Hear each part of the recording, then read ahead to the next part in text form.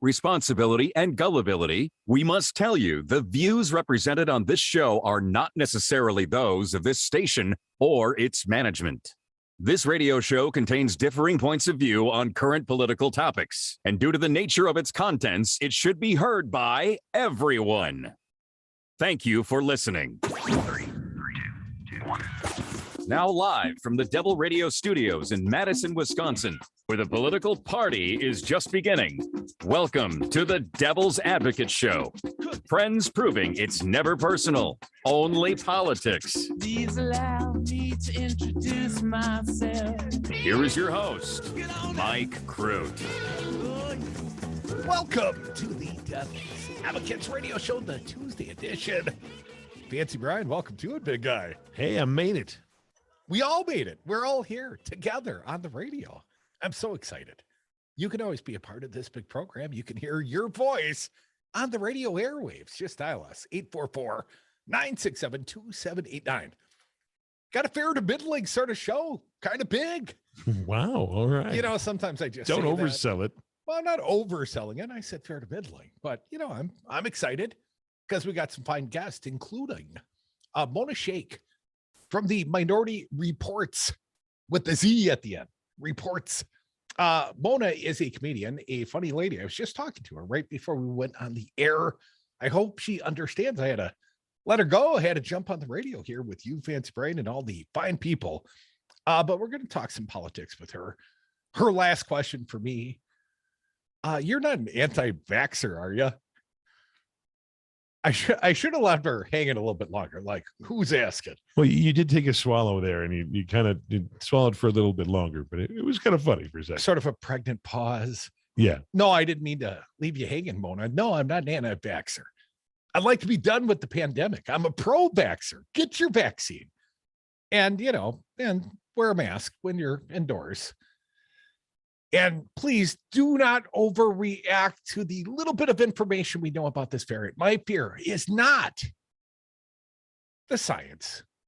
My fear is the overreaction of our pals on the left. I love you, lefties, but I know so many of you, you're a little nervous, skittish about this whole pandemic with good reason. Yesterday, I looked at the numbers.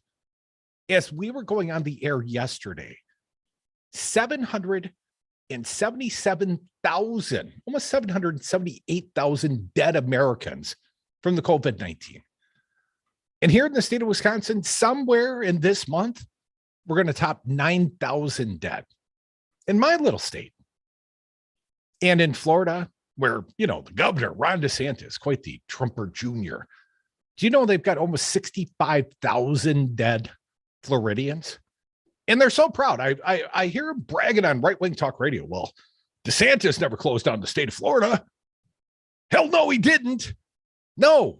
And they're so proud of that because in the moment, in the current second, they're like, well, he's got better statistics on COVID transmission than a lot of blue state governors do. In the moment, you know, it kind of goes up and down depending on where you're at. But here's what I would say. A year ago, New York State had double the deaths per population. You know, they got to break it down by population. But New York was in desperate straits a year ago, right? It was the epicenter of the original Alpha variant. You know, the original COVID-19 came probably through New York first and spread there. And that's a high density area. But Florida, a year later, Florida's got a higher death rate than New York did. Florida's surpassed them.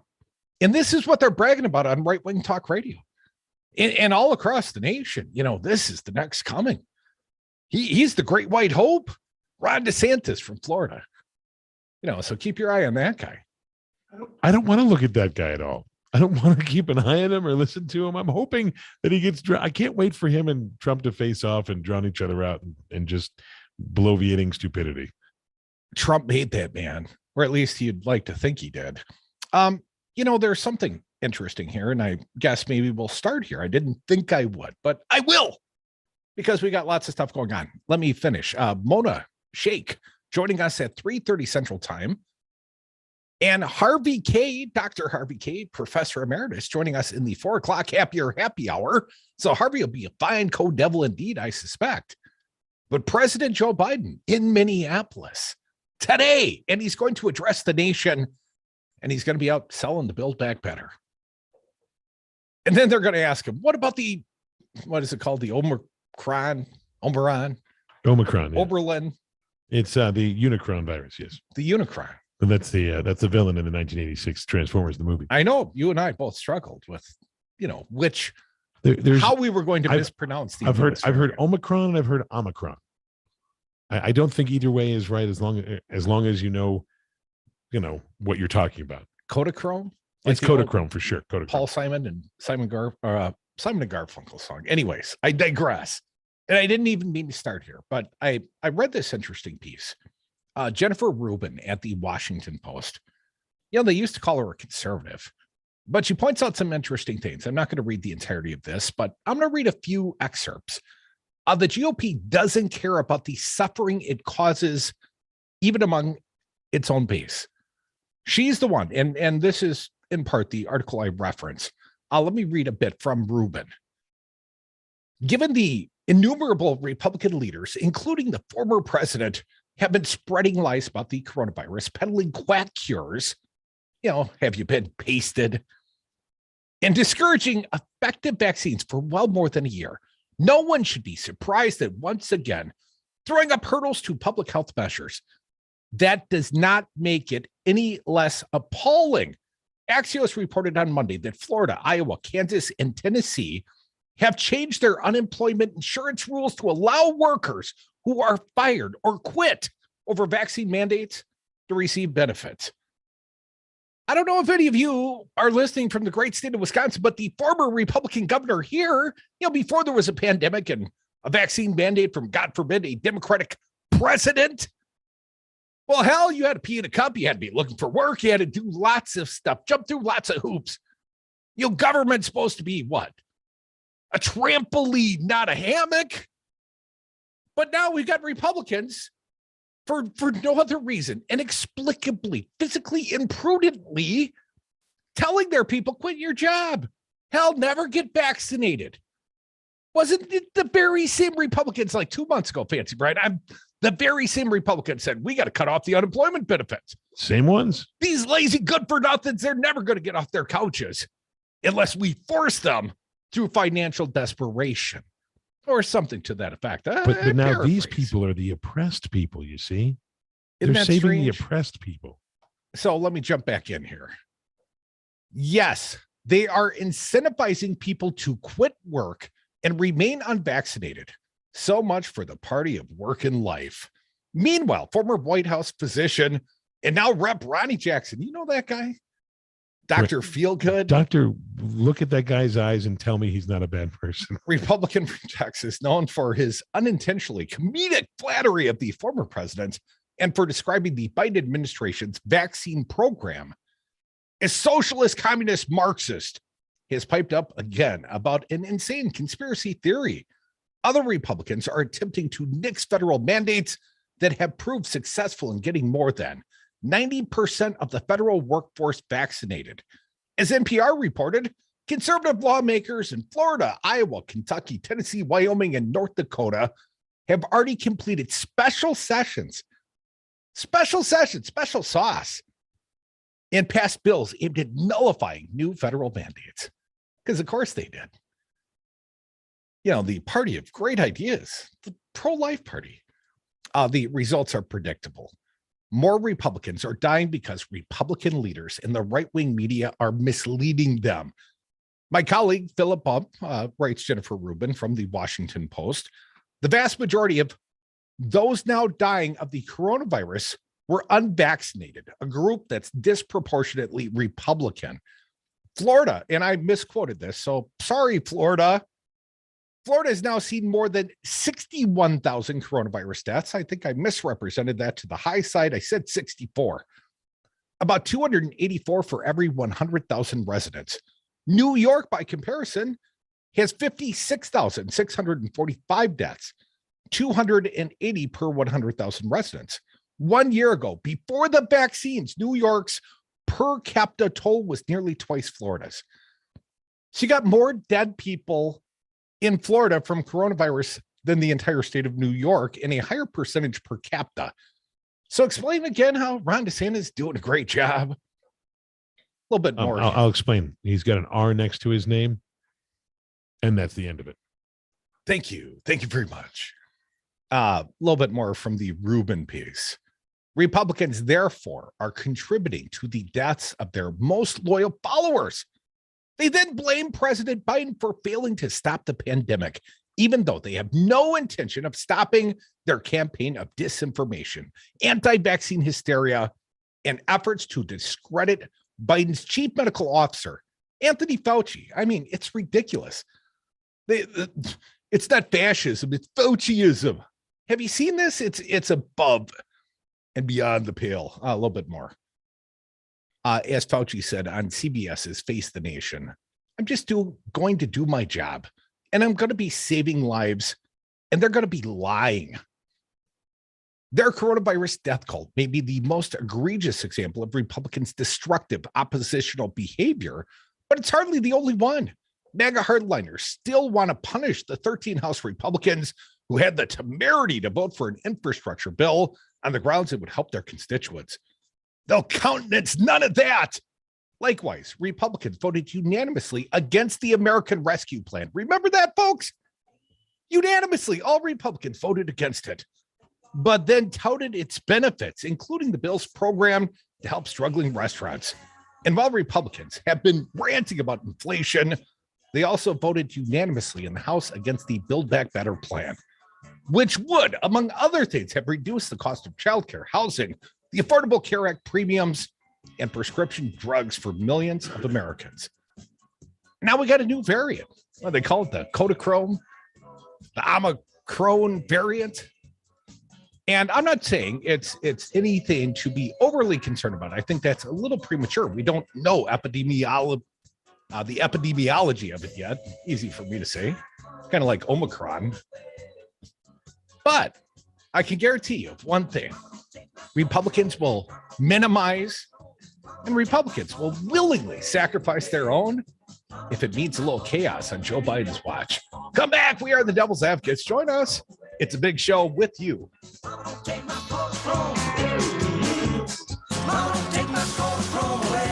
don't ask me to get inside the mind of a liberal, progressive, socialist, Marxist. But you'll die. COVID-19 vaccines are starting to become available across the country. Now is the time to get informed. Get the latest information at getvaccineanswers.org. It's up to you. A message brought to you by the Ad Council and the CDC. 600,000 Wisconsin families are receiving checks to help take care of their kids thanks to the expanded child tax credit passed by Joe Biden and congressional Democrats. Ron Johnson voted against these checks for Wisconsin families, despite voting for a 2017 tax break that put more money into the pockets of millionaires like himself. It's time to vote Ron Johnson out of office. MoveOn.org political action, paid for and is responsible for the content of this advertising. Poll.moveon.org, not authorized by any candidate or candidates committee. President Trump lost the election. Joe Biden won the election. Collectively, Republicans got 1.661 million votes, 51,000 more votes than Trump got. He exhausted his cases. He exhausted the court challenges. All the Republicans voted for Trump the way they voted for the assembly candidates. He would have won. It was not rigged. It was not stolen. Donald Trump lost the election. Joe Biden won the election. It's really clear. This message was paid for by the People for People Corporation. Donate online at p4ppc.org. It's 4 a.m. and you're sucking baby snot through a tube because she's congested. If you love her that much, love her enough to make sure she's buckled in the right car seat. Find out more at nhtsa.gov/the right seat. Brought to you by the National Highway Traffic Safety Administration and the Ad Council. Spruce up your home with non-toxic vegan candles from Wisco Home Goods. I'm Don, one of the owners of this family-owned Midwestern business in Madison, Wisconsin.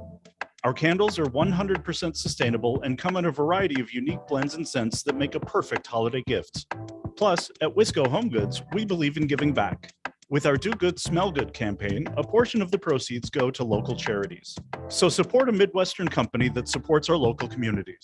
Order now at wiscohomegoods.com.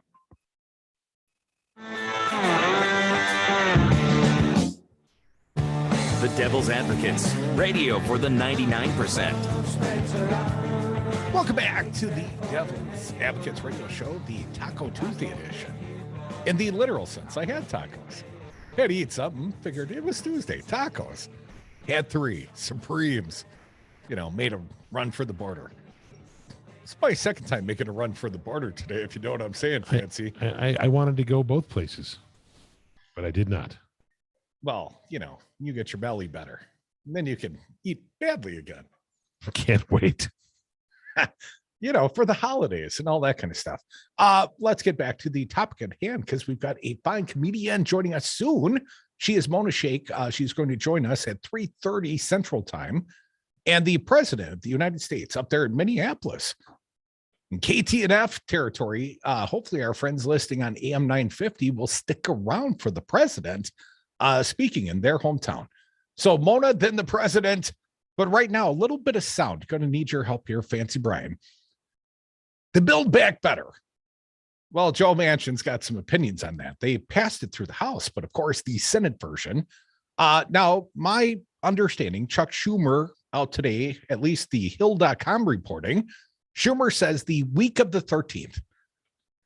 And I should look at the calendar. It's not Friday the 13th. No, that'd be Monday the 13th. That week. So, he's staking out early ground in the week. Probably drag out all the way to the weekend before Christmas till they get a deadline pressing. But apparently they plan on voting on the infrastructure 2.0. And anyone that listens knows I've always been skeptical about whether or not they'll get a second bite from the apple. And theoretically, it could happen.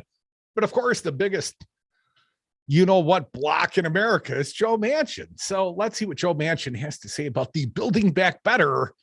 Well, it better exclude paid leave for families. Cut 20, please. Paid leave, I think, should not be in this piece of legislation. I've been very clear. Because I don't believe in families, and Democrats shouldn't either. More from Manchin. The Build Back Better, paid leave, hell, pass it in a separate bill. Of course, it will never pass in a separate bill. It could only pass in the confines of a 50-50 reconciliation bill plus Kamala Harris. You know that, Joe. So what you're really saying is, I don't care about paid leave for families. I want to kill it. Put it in a separate bill. Let's kill it. Cut 21, please.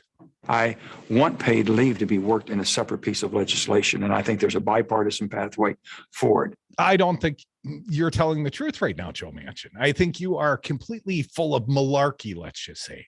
One more from the senator from West Virginia. Joe Manchin, Build Back Better. Well, maybe a pause. You have this new strain of COVID they're very much concerned about. No one knows what effect it's going to have, and you have inflation on top. And a little dollop of inflation on top. So that means what, Joe Manchin? Better kill it all. Better kill it in the crib. Of course, he doesn't any want reason not to do it. Any reason not to do it. I'm telling you, man, Joe Manchin, and we haven't even heard from Sinema lately, but Manchin, he is going to be a problem. And when the rubber hits the road, he's going to push this thing past the new year. It ain't going to pass the way it should pass. A little bit more. Janet Yellen, she talked about the infrastructure package, I guess you'd say. If you could, Fancy, let's play cut number 40. Our economy has needed updated roads, ports, and broadband networks for many years now. And I'm grateful that on the night of November 5th, members of both parties came together to pass the largest infrastructure package in American history. One more from Janet Yellen, the recovery in Omicron, 41. The progress of our economy, of our economic recovery, can't be separated from our progress against the pandemic. And I know that we're all following the news about the Omicron variant. Well, apparently Joe Manchin's following it real close and, thinks a pause probably merited. Can't advance anything because there might be a pandemic, Joe. Just think about that for a second. The CARES Act, that apparently was worthy of passage, but more from well, I guess this is Powell. He is the newly renominated Treasury Secretary, right? Cut number 42, he addresses the Omicron effect as well. The recent rise in COVID-19 cases and the emergence of the Omicron variant pose downside risks to the employment and economic activity and increased uncertainty for inflation. One more from Jerome Powell, please. Pandemic-related supply and demand imbalances have contributed to notable price increases in some areas. Supply chain problems have made it difficult for producers to meet strong demand, particularly for goods. Increases in energy prices and rents are also pushing inflation upward. Now, he is the Fed chair. Janet Yellen, is the Secretary of the Treasury. Want to make sure I distinguished those roles. I know they're both very important monetary policy makers, but Jerome Powell is the Fed chair, and Janet Yellen, and you all knew this, I just had to clarify for my sake, she's the Treasury Secretary. Sometimes you just got to clarify in the mind's eye. Google, it's worth the Google, right? 844-967-2789. Do we have any other sound fancy, Brian, that you think we should include on this topic of the Build Back Better? We're going to hear the president. He's supposed to address this very, very soon. Maybe Senator Sherrod Brown from Ohio. He's a fine Democrat, a progressive. Cut 44, Brown on the economy. A resilient economy is an economy where full employment means everyone can get a job, a good job that pays a living wage, allows you to build a career and raise a family. One more from Brown, virus control, 45. The more we get the virus under control and understand its variants, the faster we'll see these disruptions subside. We're already seeing some progress. Well, not so much on the Republican side, because they're going to push back. They're going to fight the vaccine mandates. They're going to fight masks. They're going to fight everything. But apparently, unemployment for the unvaccinated, willingly unvaccinated. Well, they're being persecuted for their choice of being unvaccinated. Christ's blood protects them, something like that. We got to find except it doesn't. Mona Shaikh joining us next. And then President Joe Biden speaking live from Minneapolis. It's going to be, at least a fair to middling show. Some would say the greatest radio show ever, though. She's all right, yeah, she's my sister. I did what I came to do.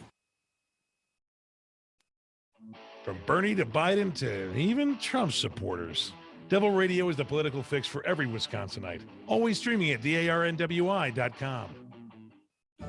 Hi, this is Brad from Zero Res. If you need someone to help with your carpet cleaning, business or residence, please give us a call. We have the best system available and an amazing team of friendly technicians. Call us at 848-9000 or schedule online at zeroresmadison.com. This is Chad Spate. Are you thinking about improving or expanding your home? At Chad's Design Build, we're committed to making your home comfortable, healthy, attractive, durable, and sustainable. In fact, those commitments spell our name.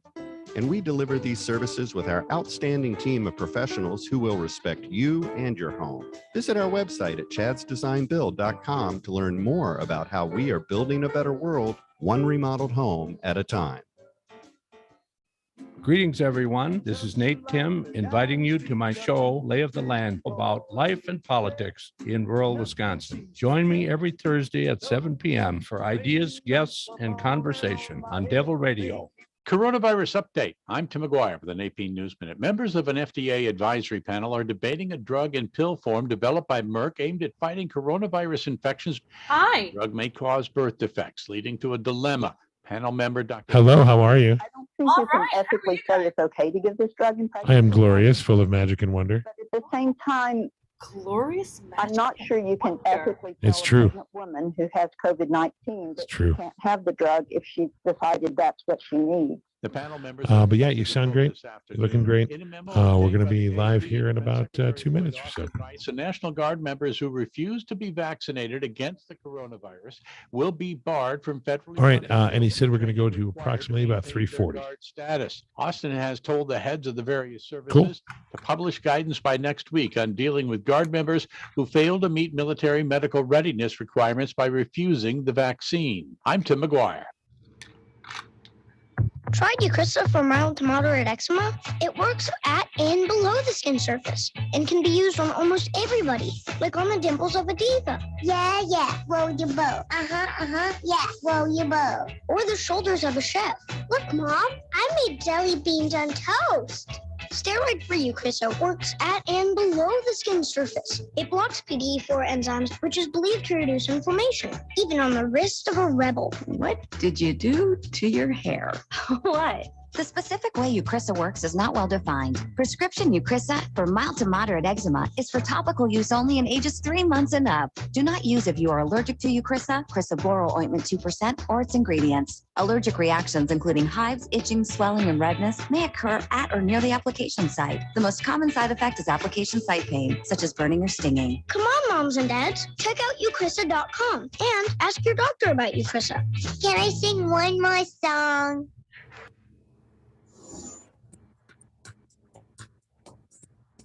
For Devil Radio 92.7 FM and WTTN 1580 AM. I'm Luke Mathers with your headlines.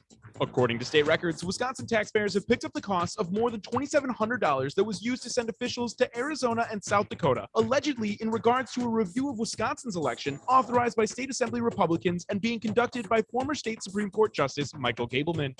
Previously, Assembly Speaker Robin Vos had stated the public would not cover those costs. After the Milwaukee Journal-Sentinel published a story on the expenditures of Gableman's review, a spokeswoman for Assembly Speaker Vos said those payments should not have been made and the Assembly will attempt to recover them.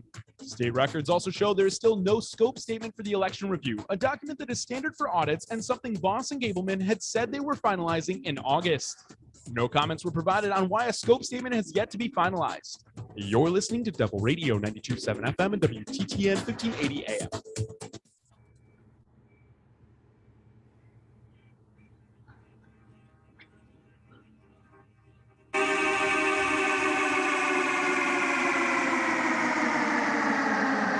The devil's advocates may not agree on much, but funny is funny. Welcome back to the Devil's Advocates Radio Show. Time for a fine guest live via Zoom. I've got Mona Shaikh. She is a comedian and host of the Minority Reportz. Mona, welcome to the Devil's Advocates Radio Show. Thank you so much for having me. I love the name of your radio show, Devil Radio. I love that. And got the horns and everything. I know, we're kind of edgy. At least we'd like to think we are. I love this so much. Have you heard from the devil? Well, I am the devil. Some would say. You're a version of the devil. Okay, I get it. Only my wife and family members, close family, know the truth. Mona, I asked you before you came on board, are we selling anything? Are we moving anything? You said, no, we sold out all the tickets in New York. So nothing to sell here, just good conversation, I hope. But Mona, I've got to ask you your opinion. The president, Joe Biden, he's going to speak soon, and we're going to abbreviate this if necessary, but Build Back Better. I mean, come on. You're a person that messages. You could have done better. Could you not? The message of what? Which message are you talking about? Build Back Better. Build Back Better? Yes, he's out there on the road. He's going to be speaking in Minneapolis and Build Back Better. It sounds like, my workout routine, if I did one. Build Back Better kind of to me, it reminds me of Brokeback Mountain, just a tad bit. I don't know if that went through your head, but that was the first thing that came to my head.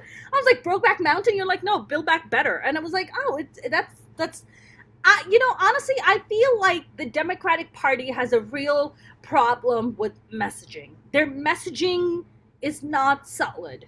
They, first of all, the Democratic Party has been a little split up. There's the old Democrats and there's the progressives. So, and the messaging, they just can't seem to, come together, and Build Back Better / Brokeback Mountain is prime example of that. Now, you talk about progressives. I hear this word used quite a bit. I describe myself as a progressive. Yes. So does Hillary Clinton. And I don't think of myself as being in the same lane, let's say, as Hillary Clinton. We just have different political philosophies. Yes. So my question is, how would you define a progressive? Can anyone just grab that label? Because I'm pretty sure not everyone deserves that label. I agree with you. I don't think everybody deserves it. I would agree with you about Hillary Clinton being a progressive. That is not how I see Hillary at all either. Bernie Sanders is a progressive. AOC is a progressive. I define progressive as someone who wants clean energy, somebody who wants a Medicare for all, somebody who wants, equity pay, somebody who believes in gender equality. Those are the things that when you say progressive, because I consider myself a progressive, those are the things that go through my head. But Mona, you've got to admit it's a little oxymoronic of the president. You know, he's pushing to pass this bigger infrastructure bill, this Green New Deal, and his solution to increasing gas prices is to release more oil. And I think it's a little contrary. And I didn't see this as a very effective plan, but it doesn't even message very well. It's totally contradictory. Gas prices will eventually go up because they always do. Yes. And then eventually they come back down. And whoever's in charge at the moment gets blamed for the current state of the gas price. But ultimately, if you had an electric car, guess what? You're not going to care if the gas price went up. Probably not nearly as much. Is it a mixed message? Yeah. Yeah, it's a total mixed message. I mean, look, and I know that, I can't afford a Tesla right now. I don't know about yourself. Not everybody out there can afford a Tesla. Ideally, I hope that it does get to a point where we can all afford electric cars so we can completely, get into renewable and clean energy. That would be the dream. But you're right. I mean, that is very diabolical. You know what it is? This is the way I see it. It kind of brings me back to that George Carlin thing where they all belong to the same club and you and I ain't in it. And that's what it reminds me of, because it's like, yes, Biden may come out and say, hey, we want clean energy and, we're going to raise the price in the gases, but then you're also releasing the oil. So it's just like, well, you're trying to put up an optics in front of the public that, oh, you really care about clean energy, but then you also got to please your friends who you're breaking bread with, at a $1,000 a plate dinner with. You know what I'm saying? So it's like this juggle of trying to please two sides of, like, you're helping out your wealthy friends, but then you're also trying to put up the optics of, like, actually caring. But I'm just gonna say not everybody has the cojones the way Bernie Sanders does. So that Bernie would never do something like that. But I'm a Bernie bro. So yes, am I. Folks, you're listening to the Devil's Advocates radio show. She's a fine comedian. She is Mona Shaikh. She is the host of the Minority Reportz. Find it online with a Z. But you said you can't afford a Tesla. You know who else was bemoaning the fact they couldn't afford a Tesla? Yeah. House Minority Leader Kevin McCarthy during his asinine filibuster, the 8+ hour thing, very proud to have beaten Nancy Pelosi with 8+ hours. And he said, I can't afford a Tesla. But during the course of that 8+ hours, he raised about $400,000. Wow. So then he can afford not just one, he can afford a few. Perhaps. Do you find it ironic that we've had these poor, minority leader of the House? How can he get by on $184,000? Oh, a struggle. And did you hear he's got a bunk down over at Frank Luntz's house? Frank Luntz, the Republican pollster, has got a fake, a replica White House, and Kevin McCarthy has been staying on his couch apparently to save money, save him up for a Tesla. I mean, I don't know about you, but I smell a lot of BS, don't you? I do. I mean, you know what it is? I feel like, yes, look at politicians that make $184,000, but then buy millions of dollars worth of, like, $1 million worth of homes and boats and Maseratis and all these expensive cars. And then you're just like, well, wait a minute, but you only make $184,000. So maybe a House Minority Leader McCarthy hasn't tapped into, leveraging his resources, or unless he is probably leveraging his resources, but playing the poverty game, which I won't be a bit surprised. I mean, all the Republican friends, all the oil friends, they can't just do a little GoFundMe for him? Come on, they can do a little GoFundMe for him. Just use other people's money.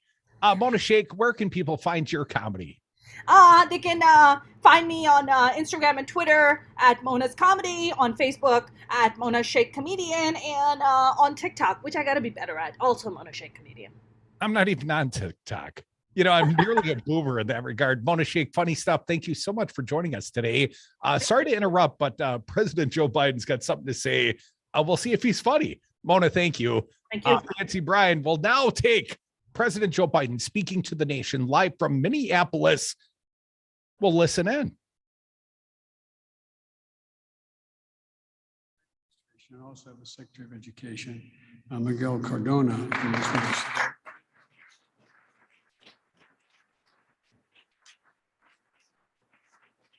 I served in Congress for a long time, and I'm delighted. For him being here. If we'd have known Joe was doing introductions, we could have done more comedy. Again, here is President Joe Biden speaking live from Minneapolis.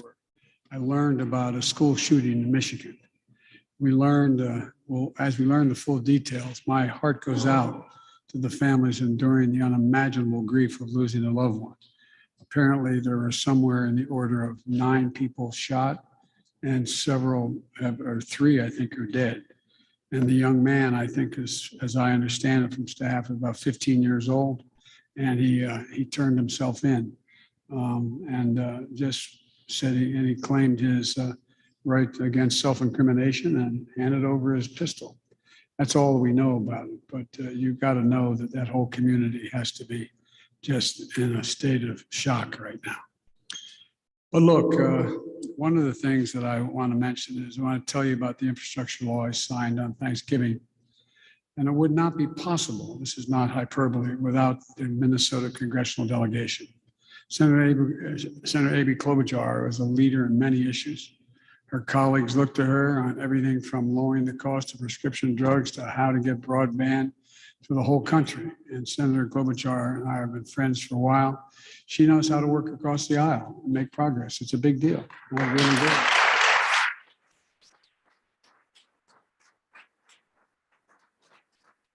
Not only do her colleagues call for advice, her president calls her for advice. And you know that's true. And Senator Tina Smith, she's also led on making sure that Minnesotans and all Americans get access to high-speed internet. Senator Smith is making sure that the infrastructure and Build Back Better investments are going to help fight both the causes and the effects of climate change. And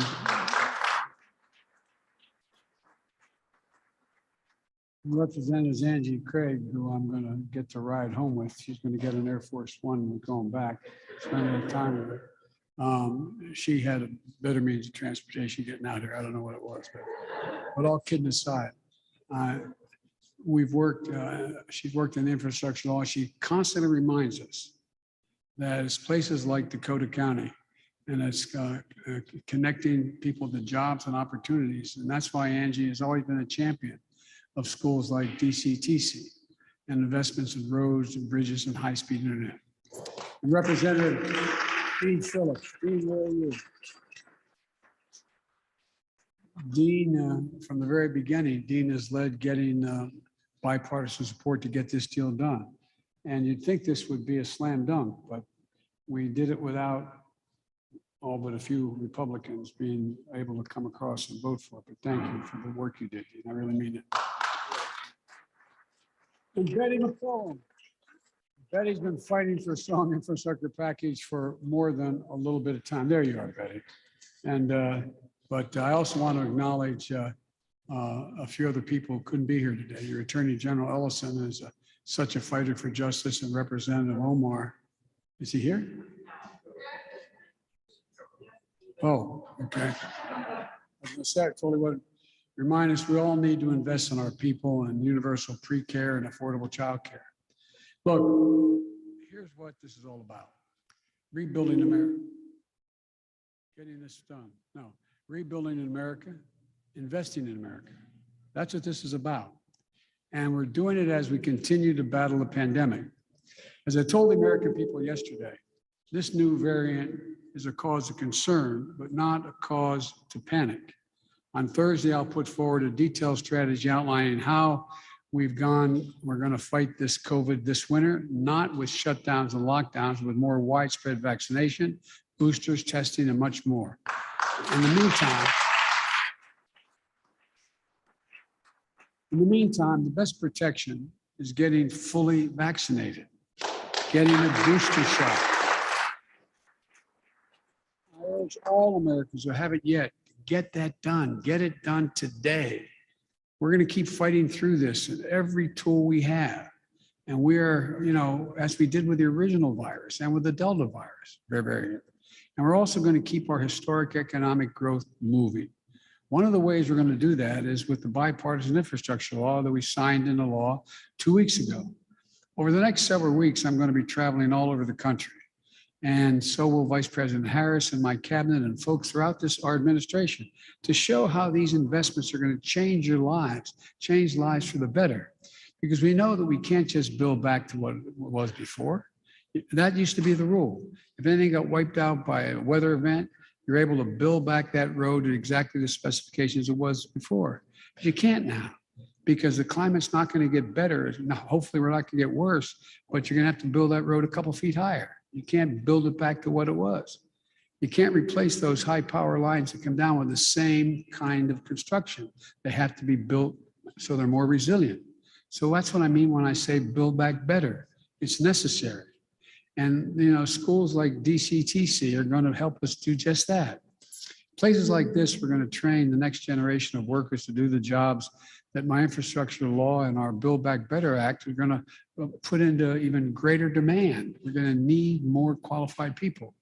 And we're talking about students learning how to repair electric vehicles and battery drivetrains, which our major auto manufacturers say will be 40 to 50% of all vehicles in the United States of America by the year 2030.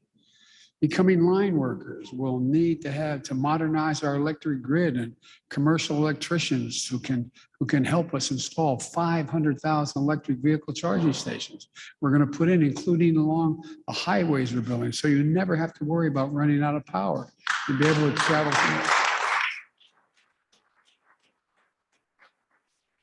Training as construction managers to oversee all phases of construction projects we're going to be seeing all across Minnesota, like the Twin Port Interchange and Ports Interchange in Duluth, and the Link Project in Rochester. These are the jobs of today and tomorrow. We're going to help America win the competition of the 21st century. We're getting back in the game. And the better part of the 20th century, we led the world by a significant margin, because we invested in ourselves and our people. We invested in our infrastructure and our roads, our highways, our bridges, our ports, our airports, the arteries of our nation that allow commerce to function smoothly and move swiftly. And we invested in our people. We invested in opportunity in the past. But we were among the first to provide access to free education in the late 1800s, early 1900s, which had us leap ahead of the rest of the world, the first nation in the world with universal education. We invested to win the space race. We led the world in research and development that led to the creation of the internet. But somewhere along the way, we stopped investing. And we're at risk of losing our edge as a nation to China and the rest of the world that's catching up and surpassing us in some areas. Our infrastructure used to be rated the best in the world, not hyperbole, was rated the best in the world. But according to the World Economic Forum, we now rank 13th in the world in terms of the quality of our infrastructure. And we're turning things around in a big way now. It starts with roads and bridges. In 2007, this state sounded the national alarm of our decaying infrastructure when the I-35 bridge collapsed, killing 13 people and injuring another 140. In the United States of America, a major bridge on a highway collapsed. This is America, for God's sake. We know about our infrastructure problems. We've known it for a long time. Now we're finally doing something about it. No more talking. Time for action. Time for action. Folks, this law makes significant investments in our roads and bridges, and the largest investment in nearly 70 years. So many of the 661 bridges, nearly 5,000 miles of highway here in Minnesota, just Minnesota, that are in poor condition. Those decaying roads cost Minnesota drivers an extra $543 a year in gas, repairs, and longer commute times. Every family. That's $543 in hidden taxes for Minnesota families. And by the way, we might even be able to get something done fixing County Road 42 train crossing. We have one in Delaware. We have a train crossing what used to be the General Motors plant. I've counted as many 142 cars sitting there for about 10 hours waiting to cross. No way out. Look, this law includes the most significant investment in passenger rail in the past 50 years and in public transportation ever. And here in Minnesota, it means replacing transit vehicles that are past their useful life, switching from diesel to electric, getting more people where they have to go, safer, faster, and cleaner. And it means more projects like the Orange Line, which is having its grand opening on Saturday and is connecting communities all along I-35 West with bus rapid transit, making it easier and faster to commute from Burnsville to Bloomington, to Richville, to major job centers in downtown Minnesota, in Minneapolis, Minnesota, to corporate headquarters like US Bank and Best Buy and Target. It's going to change things. This law invests $42 billion to modernize our ports and our airports. The Port of Duluth is the largest port in the Great Lakes, or the Minneapolis-St. Paul Airport, one of the busiest airports in the Midwest. Make it easier for companies to get goods to market, reducing supply chain bottlenecks, lowering costs for families, making sure that what you need gets to your ships, your trucks and trains, and eventually your home on time. Of course, that's not all this law achieves. The law will start to replace 100% of the nation's lead pipes in the United States American services.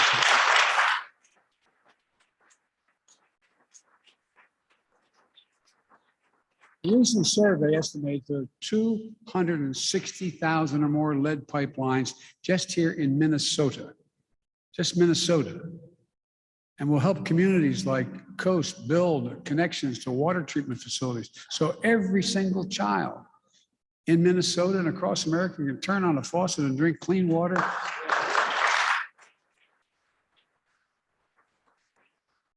Without their parents worrying about how forever chemicals, you ever think you'd hear that phrase 20 years ago, forever chemicals, are in the ground, how they're impacting on the health and well-being of the population. Folks, this is the United States of America, for God's sake. This is long overdue. We're going to need tens of thousands of plumbers and pipe fitters to do the work, and they'll get paid a prevailing wage with benefits. And the ability to build a middle-class life.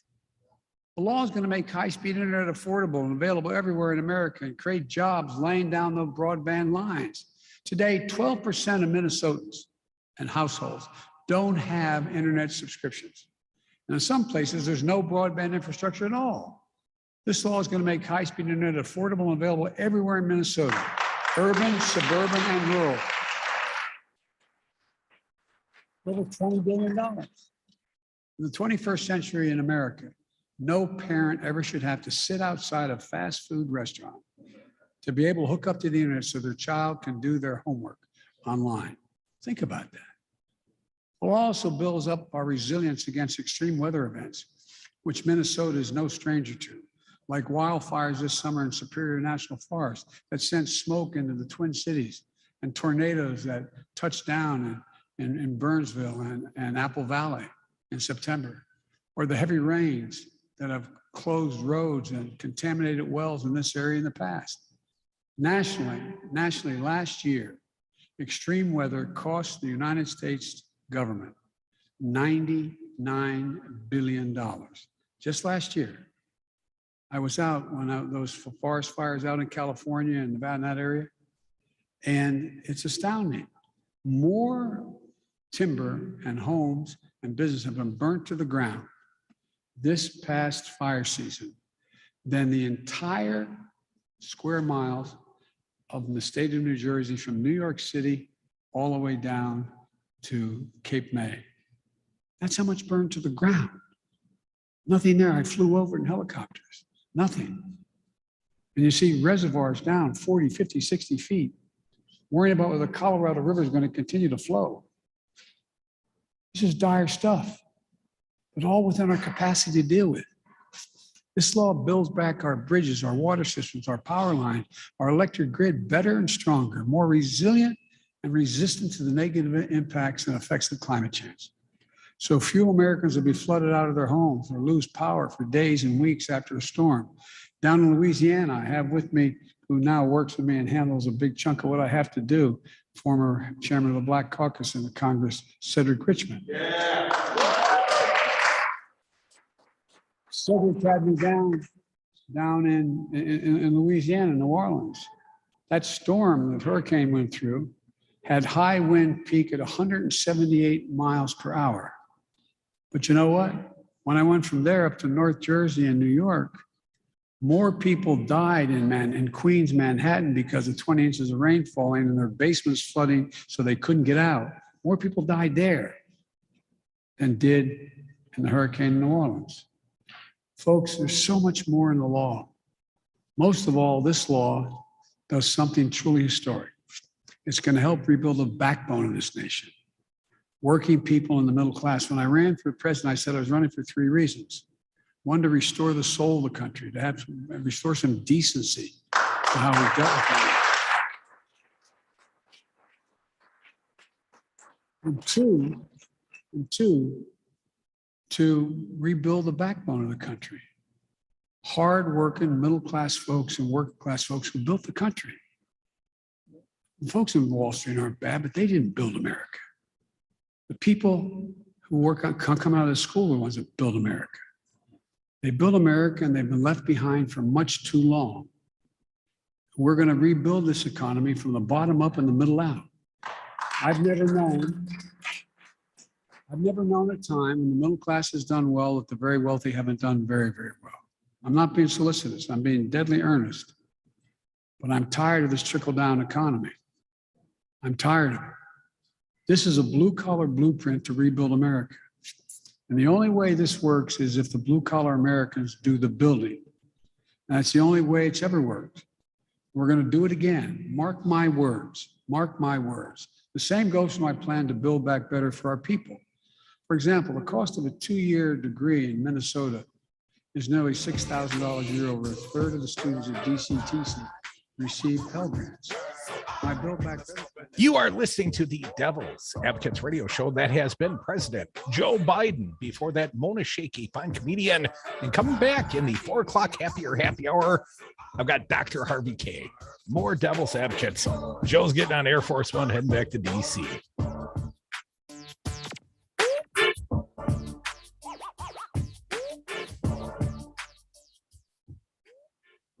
I wish I knew how to quit you. You're a lying dog.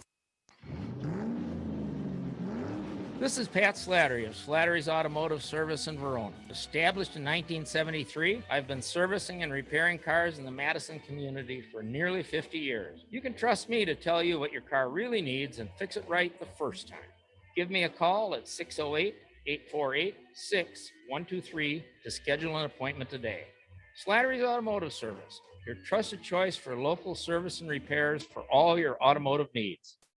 Local celebrities for 1,000, Rob. This Mama Award-winning radio personality and local celebrity can be heard Saturday nights on Max Inc. Radio. That's easy, Rob. Who is Rocker? Ooh, sorry, Rocker, no. It's me, Rob. Who is Terry Barr? I'll be co-hosting Max Inc. Radio with Rocker, and we'll be interviewing local artists and previewing where they're going to be playing around town. Catch Terry Barr and Rocker along with the Max Inc. Radio crew. Listen to local music, interviews, and catch live performances in the Devil's Lair. You are listening to WTTN 1580 AM Columbus, W224 EG Madison, always streaming on the Devil Radio app. AP News. I'm Tim McGuire. 3 students are dead. 6 other people, including a teacher, have been wounded in a shooting inside their high school in a township some 30 miles north of Detroit. Oxford Community School Superintendent Tim Throne. Of course, I'm shocked. It's devastating. A 15-year-old sophomore is in custody. A senior says he stayed home today after getting a bad feeling about vague threats about plans for a shooting. The Omicron variant of the coronavirus has been found in some 20 countries, but not the U.S. yet. The latest, Brazil, reporting 2 cases today. Dr. Rochelle Walensky heads the Centers for Disease Control and Prevention. Right now, there is no evidence of Omicron in the United States. The Delta variant remains the predominant circulating strain, representing 99.9% of all sequences sampled. An FDA advisory panel is debating the pros and cons of a pill developed by Merck to fight COVID-19 infections. Panel member Dr. David Hardy questions the medical usefulness of the drug. An oral drug certainly looks very good, but with no data saying that it works with new variants, I think we really have to be careful about saying that this is the way to go. There are also serious questions being raised about chances of birth defects should the drug be given to a pregnant woman. Recommendation vote is expected this afternoon. Jury selection underway in the manslaughter trial of a police officer from a Minneapolis suburb who says she mistook her pistol for her taser before fatally shooting black motorist Dante Wright during a traffic stop in April. One of Kim Potter's attorneys told a potential juror she will hear directly from Potter about the traffic stop that ended in the death of the 20-year-old. 3 jurors have been seated so far. 4 others are out of the pool of about 200. This is AP News. Tried Eucrisa for mild to moderate eczema? It works at and below the skin surface and can be used on almost everybody, like on the dimples of a diva. Yeah, roll your boat.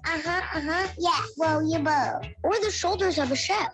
Look, Mom, I made jelly beans on toast.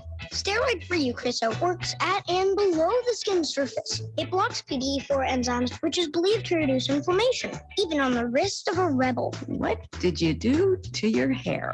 What? The specific way Eucrisa works is not well defined. Prescription Eucrisa for mild to moderate eczema is for topical use only in ages 3 months and up. Do not use if you are allergic to Eucrisa, crisaborole ointment 2%, or its ingredients. Allergic reactions, including hives, itching, swelling, and redness, may occur at or near the application site. The most common side effect is application site pain, such as burning or stinging. Come on, moms and dads. Check out eucrisa.com and ask your doctor about Eucrisa. Can I sing one more song? This holiday season, it is more important than ever to remember to shop local. Head over to Kylie's Gift Cottage in Middleton for gifts and home decor featuring local artists, including Wisco Home Goods. Come shop for one-of-a-kind gifts this holiday season at Kylie's Gift Cottage, open Thursday through Sunday. Hey, I'm here from Knuckleheads. Have you seen our new location yet? Come on down to 520 State Street for all your CBD needs. We have a huge selection of gummies, oils, and a variety of other CBD products. We also have a gigantic walk-in humidor. The knowledgeable staff at Knuckleheads will work with you to find exactly what you need. Mention Double Radio at checkout to get 15% off your next order. Knuckleheads, now at 520 State Street. We'll see you there. Wisconsin, you know that Drew Holiday and Brooke Lopez are champions on the court, but did you know they're also champions for our community? Hey, Wisconsinites, Drew Holiday here. And Brooke Lopez here. I love being a champion. And today I'm asking you to be a champion citizen. Defend your right to vote and exercise your freedom to vote. It's more important now than ever because politicians are trying to restrict our freedom to vote. They're worried about our power, so they want to take it away. Don't let them do that. You've got to block that shot. Paid for by the Wisconsin Democracy Campaign. President Trump lost the election. Joe Biden won the election. Collectively, Republicans got 1.661 million votes, 51,000 more votes than Trump got. He exhausted his cases. He exhausted the court challenges. All the Republicans voted for Trump the way they voted for the assembly candidates. He would have won. It was not rigged. It was not stolen. Donald Trump lost the election. Joe Biden won the election. It's really clear. This message was paid for by the People for People Corporation. Donate online at p4ppc.org. Check out Kylie's Gift Cottage at the corner of Frank Lloyd Wright Avenue and Century Avenue in Middleton for all your local gift and home decor needs this fall. Open Thursdays, Fridays, and Sundays 10 a.m. to 3 p.m. and Saturdays 10 to 4. Support local artists with your holiday shopping at Kylie's Gift Cottage in Middleton.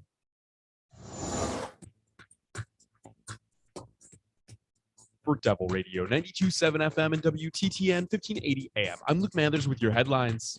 As of November 17th, Madison has become home to 36 Afghan refugees through resettlement efforts in the wake of the evacuation of Afghanistan in August, and Dane County is allocating resources to assist Afghan families moving to the area with housing, legal representation, and other needs as they become members of the community. Dane County has budgeted roughly $65,000 so far for Afghan refugee assistance, and Hello, Professor. Allocated if needed. On Monday, Governor Tony Evers announced cities, towns, and villages that have populations below 50,000 will Good have afternoon. $205 million. Well, welcome. We're going to start in about 20 seconds here. To recover from the COVID-19 pandemic as a part of the American Rescue Plan.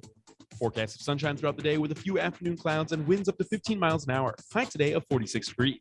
Cloudy skies expected to roll in this evening with an overnight low of 29 degrees. You're listening to Devil Radio.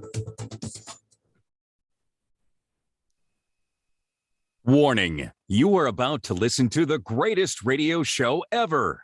And due to contractual obligations and to shield our airwaves and corporate licensees from any semblance of liability, responsibility, and gullibility, we must tell you the views represented on this show are not necessarily those of this station or its management.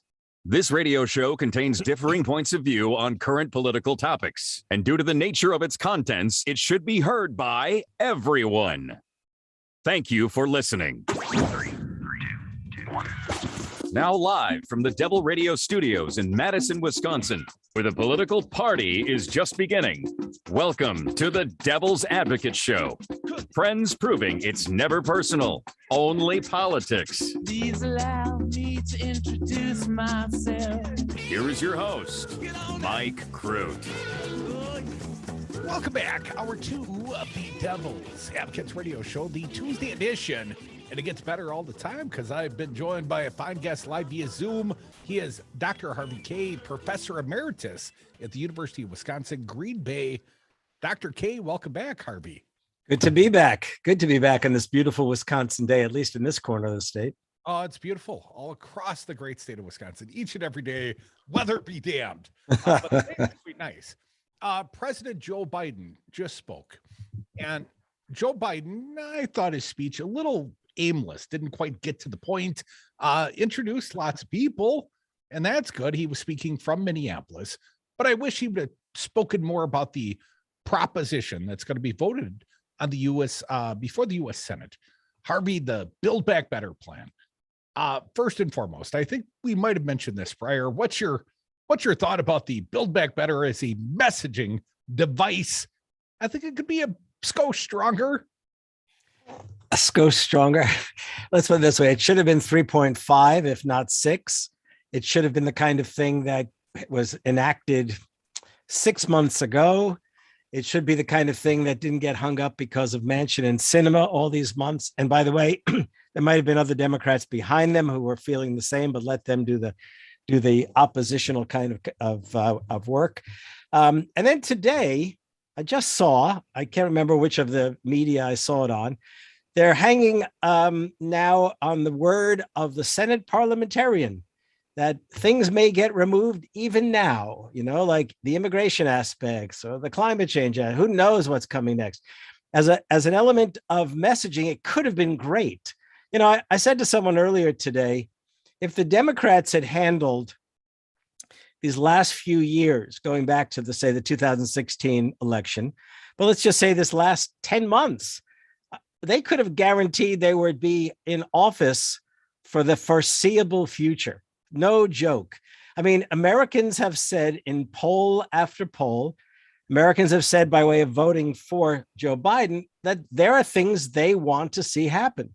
And even those who voted against Biden have already themselves said in polls they'd like to see some kind of Medicare for all. They'd like to see some kind of forgiveness for student debt. I mean, there are a whole host of things. So my biggest fear is that as essential as the remaining 1.75 trillion is, that it just may not have the kind of oomph politically that it really ought to. And by the way, you were disappointed with what you heard Joe say over in Minnesota, Joe Biden in Minnesota. I find him just a pretty weak speaker. When he was in the Senate, when he was a U.S. Senator, and he was a champion neoliberal, eager to cut Social Security, eager to cut Medicare. He had energy. He did it with a kind of verve. Now he's president. I know he's significantly older, but it's also the case that, do you mean to say he can't get up the energy to talk aggressively about this Build Back Better, that he can't figure out a way to get out on a campaign trail like way, maybe accompanied by Bernie Sanders on one side and AOC and folks like her on the other? I just don't get it. I sure as hell hope they can enact it. I'm not opposed to what they want to do right now, although I have reservations about apparently inside of the bill, there's this give back in taxes to affluent people in certain states. That's Harvey Kaye, and he gave a hell of a nuanced answer to what I sorry feel like Build Back Better is just a bad thing. That's all I was trying to get to. I wasn't even getting at the gist of what is contained in the bill. Joe Biden talked about who rebuilt America, who built America. And, you know, Democrats are struggling mightily, at least in my opinion, Harvey, to appeal to the working stiff out there in the flyover country, in the great Midwest, where I live and you live. Do you think there is an appeal that could still be made? I mean, the last time a Democrat, and I heard this on another fine progressive talk radio product, but I believe Tom Hartman when he said, the last time a Democrat won with a majority of, let's call it, white voters was LBJ in 1964, Harvey. Those are differing times. We're longing for a past that, you know, maybe in the distant rearview mirror. Is it appropriate for Joe to be out there seeking the working stiffs to bring them into the Democratic tent, if you will? Yes. And I think in that is actually my biggest criticism of this administration, is that he has not been out there doing exactly what you just said. Does anybody remember when he took to the campaign trail in a new fashion these past 10 months and talked to Americans that he not only needed them to restore the soul of America, for that they could pray, he needed them to make sure that what they had on their agenda, the agenda that Bernie Sanders in some ways compelled him to embrace, he could have been out there mobilizing people, not just for their public opinion, but for them to turn out and show the opposition, not only in West Virginia and in Arizona, but elsewhere, that they better get in line with everyone else, because we need these kinds of changes. We need these kinds of progressive actions. You know, there's enough of a romantic in me that I look back and I think, well, I should have seen it then. When the Democrats failed to build in $15 an hour minimum wage in the American Rescue Plan, it should have told us that Joe Biden could not really pull it off. Because let's not forget, there were, I believe, no fewer than 6, maybe 8 Democratic senators who did not embrace the $15 an hour minimum wage. And they included the 2 senators from Delaware, the 2 senators from New Hampshire. It's just crazy. I mean, the Democrats should have just come out like a ball of fire in making these things happen. And by the way, I'm not trying to be a downer. I'm saying we need what we've got. But if they wanted to make a difference politically, they can't just wait on the word of the parliamentarian. They can't just, pass it and think that they're going to win the hearts and minds of folks here in the upper Midwest. They've got to go out. And I say they, I don't mean just Biden. I mean the whole crew of Democrats, the congressional leadership, cabinet members. They need to come out across the country and engage people. Joe Biden ought to be talking to labor leaders and say, get your folks out. Let them demonstrate on behalf of Build Back Better. This is an utterly, what's the word, lethargic administration. Folks, that's Harvey Kaye. Never call him lethargic. Joe Biden, way back during the Bill Clinton presidency, and he had taken some bumps, and he had this sister soldier moment, this tack back to the center, if you will, and he renounced big government, in the words of Newt Gingrich. And, Newt Gingrich stood up and applauded him during his State of the Union address because Bill Clinton took a triangulation. Now, some say it's time for Joe Biden to make a similar triangulation. Harvey, I think you and I would disagree. I think we think it's time for him to tack fully left. But what do you expect from Joe Biden? And even could the renunciation of defund the police or critical race theory or whatever would equate to a Sister Souljah moment for Joe Biden. Does he have it in him, sir?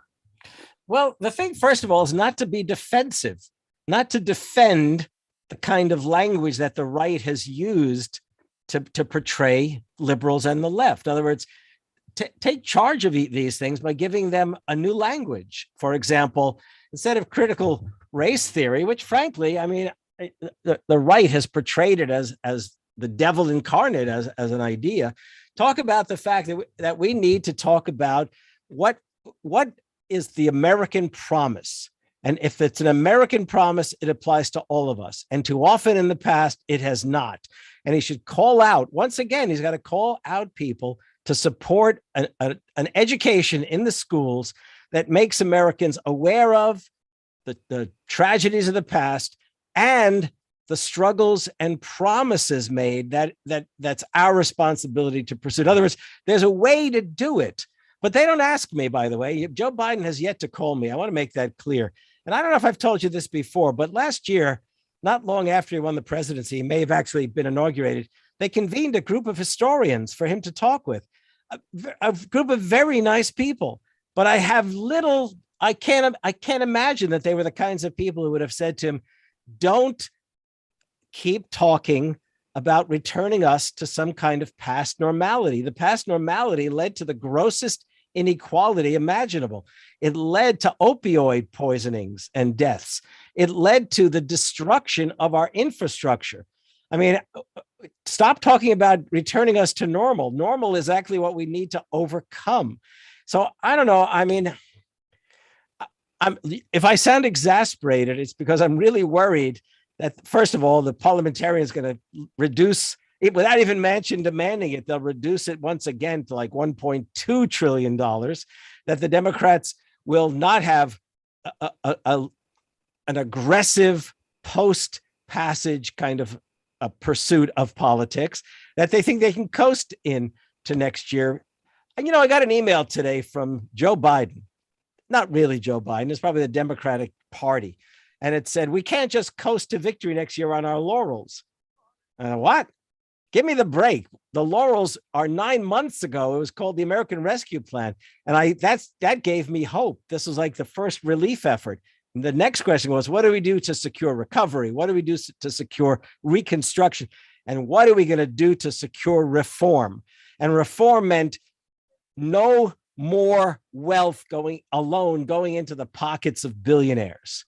It's time to share the wealth, to use Huey Long's statement back in the 1930s. And then did Joe Biden ask you for some money? Yeah, and then he asked me for some money. Yeah, you got it. That's Dr. Harvey Kaye. He is a professor emeritus, University of Wisconsin, Green Bay. Joe said, and I'm going to ask you to respond on the other side, Harvey, but he said, it was his job to restore decency.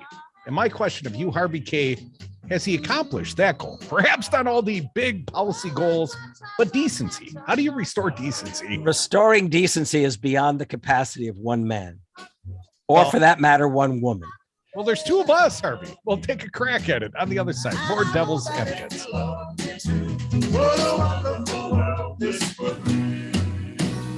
He loves you and he needs money. Okay, man, time to be an all-star caregiver. Drive them to physical therapy, doctor's appointments, be there emotionally and physically. Don't give up. Don't ever give up. Caregiving is tougher than tough. Find care guides at aarp.org/caregiving. Brought to you by AARP and the Ad Council.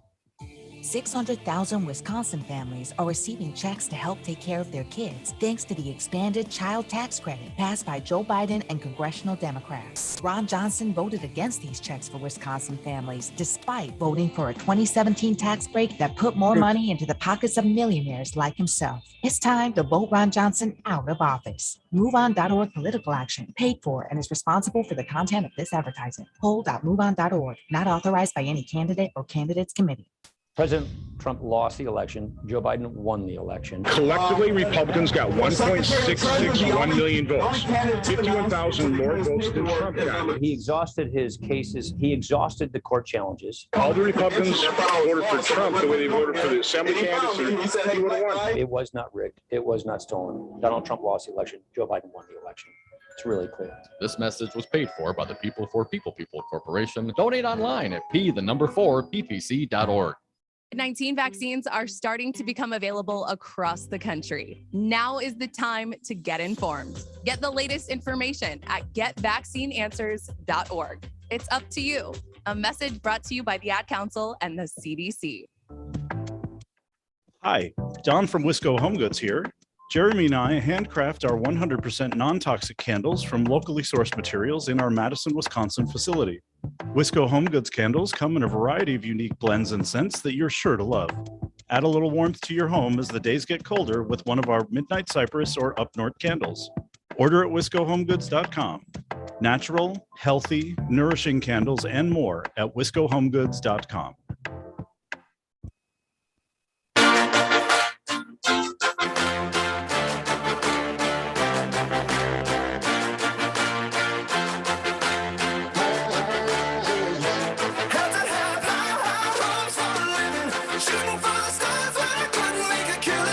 When they go low, we get high.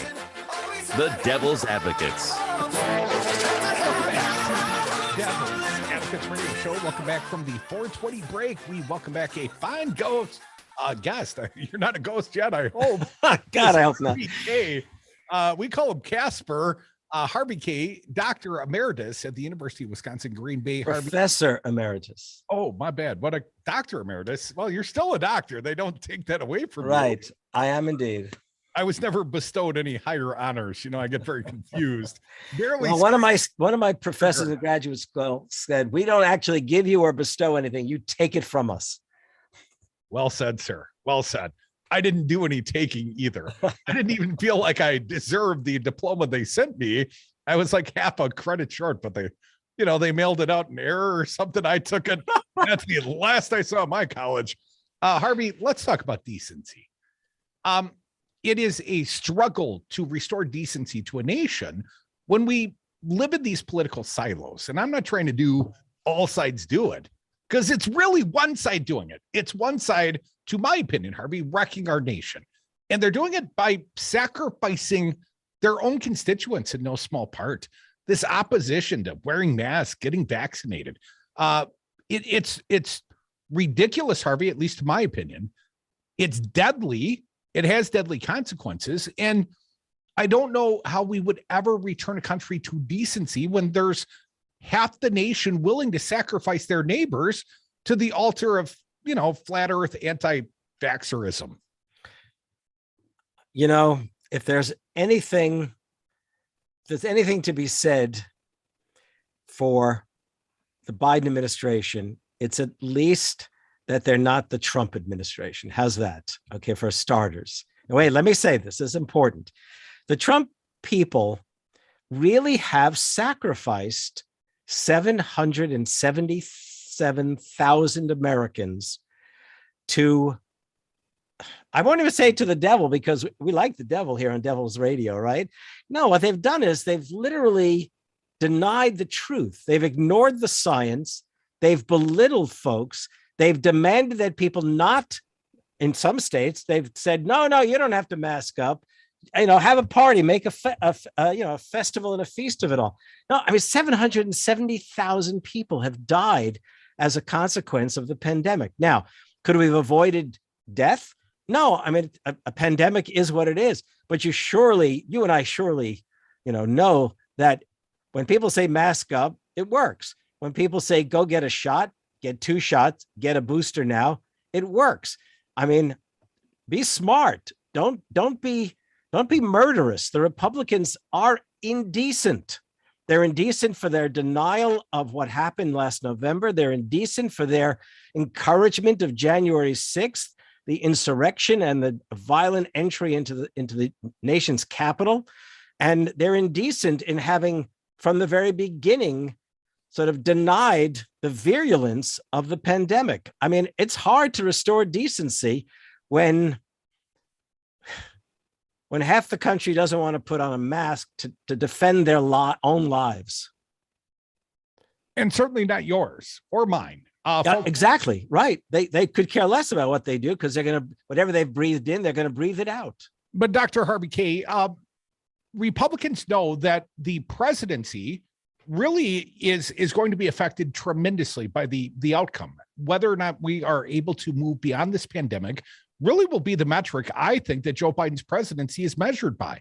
And if they continue to drag their feet and discourage the vaccinations, hell, I mean, they're what? Giving people that quit their jobs over vaccine mandates, they're giving them unemployment benefits. They're incentivizing them to quit or get fired and not work. The very same ones that would have chased people off unemployment, get off your dead asses and get back to work, people.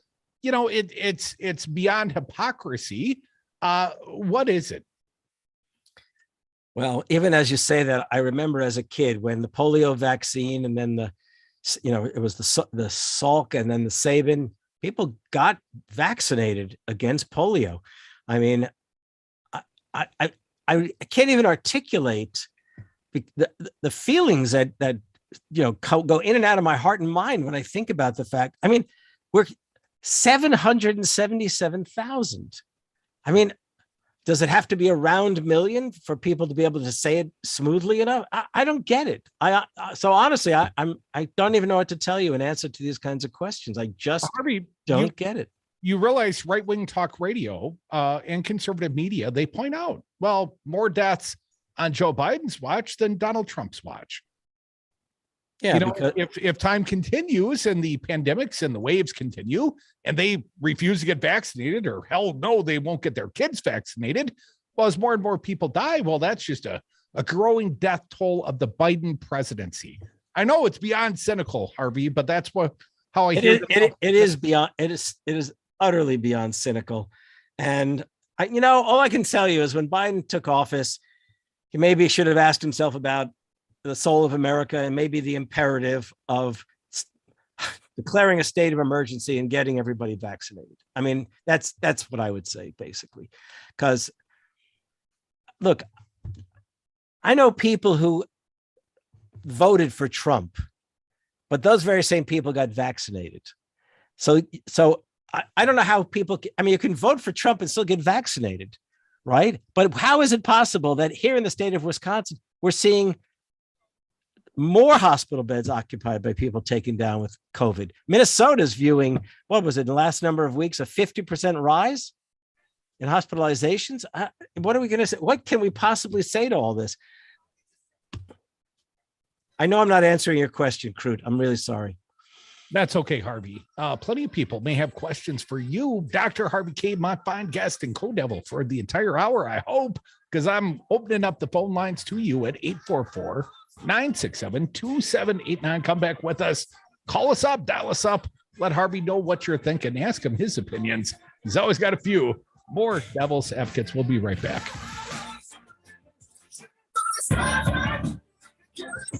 Can you hear me? Can you hear me?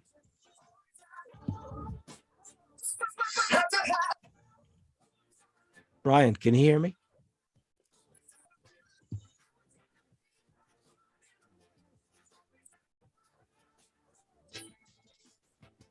He's a very mean person. They like a person like me that's not mean. Oh, I'm going to hit the pause button right there. Here we are, the young contender, scrappy, controversial, How's it going, Professor? Devil radio. Okay, what I wanted to say to him is, this is the first time when he's been asking me about the pandemic. The first time I think in hours and hours and hours that I didn't use the F word to reply. Well, I personally appreciate that. Why not have brought? I do have a button on either side of me, but yeah. What's our delay time, by the way, to save my 10 seconds? You're good. Okay. Oh, good. Okay. I won't say it, but, which I also appreciate. Thank you. For Wisconsin. But speaking, can you hear me still? Yes, I can. One time I was on with Tom Hart. I used to do Tom Hartman a lot, and I was in studio with him for an hour in DC when he was still in DC. And I actually let slip the S word. And fortunately, there was enough of a delay. They filtered it out, but Tom's face just like went horrified. Horrified Whitey's like, oh my gosh. Yeah. Opportunities in which confront structural. I didn't use the F word. It was the S word. We are proud to partner with you, building a better world, one remodeled home. As a new variant emerges, a COVID treatment gets its first approval. I'm Jackie Quinn with an AP News Minute. A health panel for the Food and Drug Administration has just given a thumbs up to Merck's new pill to treat COVID-19. It was a close vote. Crute can't hear me, right? Unknowns about pregnant women. Merck's Senior Vice President Sean Curtis says the current IV antibody treatment may be less effective on the new variant. The monoclonal antibodies may become less effective due to mutations in the spike protein, which may alter the antibody binding site. U.S. health officials say the Omicron variant has not yet been identified in the U.S., but they are monitoring. Brazil and Japan say they now have cases. A 15-year-old Michigan high school student in custody accused of killing 3 people at his school in Oxford Township and wounding 8 others.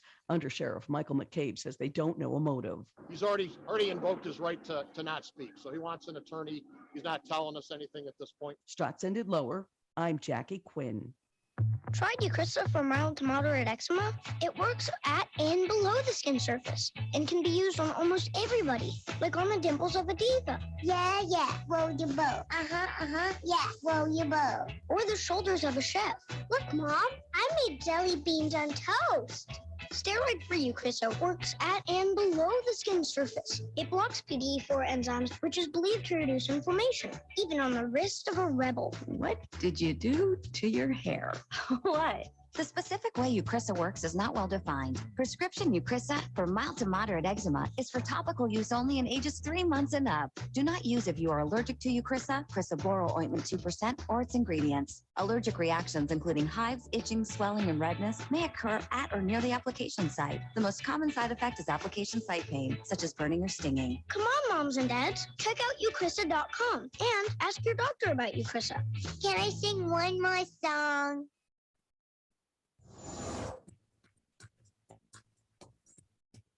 For Devil Radio, 92.7 FM and WTTN 1580 AM. I'm Luke Mathers with your headlines.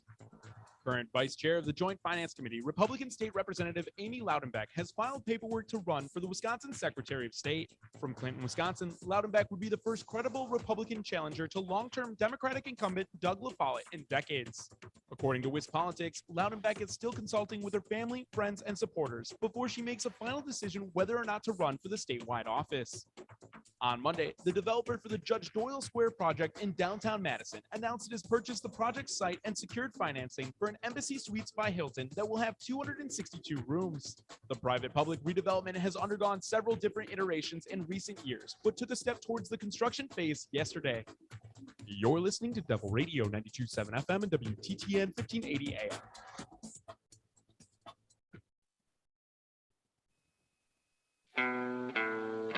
People are strange when you're a stranger. Faces look ugly when you're alone. Women seem wicked. Think you know politics? When you're Think again.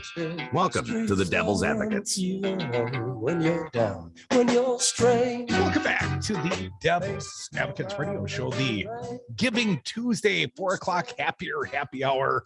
And my guest, he always gives and gives, at least of his opinions and the generosity of your time. I don't want to diminish that. Lots of people want a piece of you, my friend. Harvey Kaye, Professor Emeritus at University of Wisconsin, Green Bay. But Harvey, quick headline, this one, breaking news from WisPolitics. The Wisconsin Supreme Court, in a 4-3 partisan split decision, have decided the minimum changes necessary to the current gerrymandered maps as presented by Republicans should be the way we will proceed legally.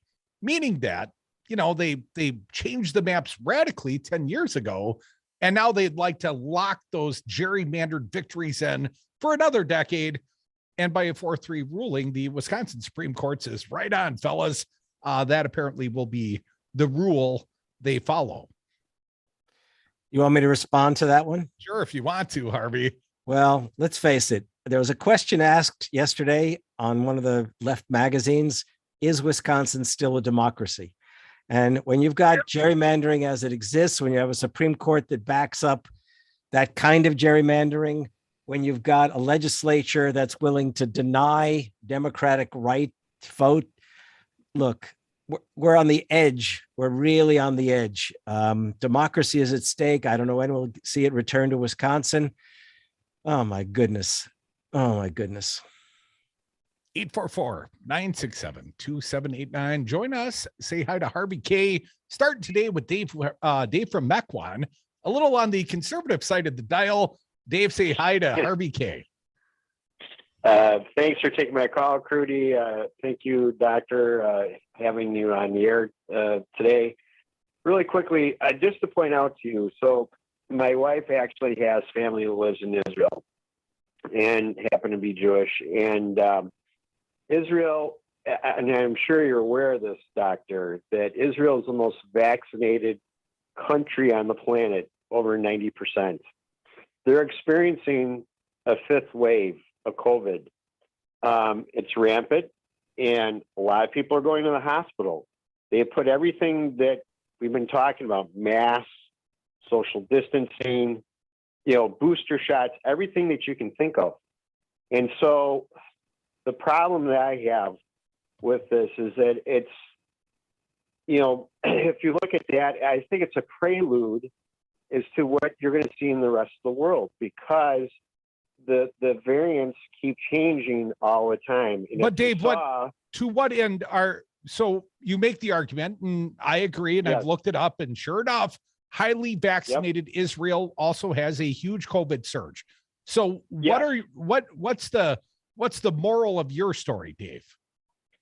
Well, if you listen to the CEO of Moderna, he said that the current vaccine, along with Pfizer, is not effective, really, with this new. That's variant, not what he said. Omicron. He said he cannot be clear. I mean, dude, it's been out. Right. It's been a known variant for like 3 business days.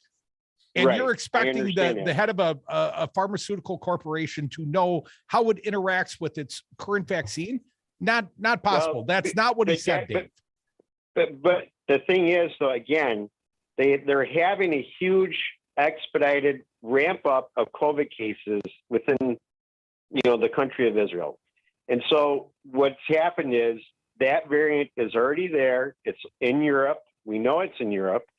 And there's a reason why Israel went drastically on a lockdown immediately with, stopping flights from Africa.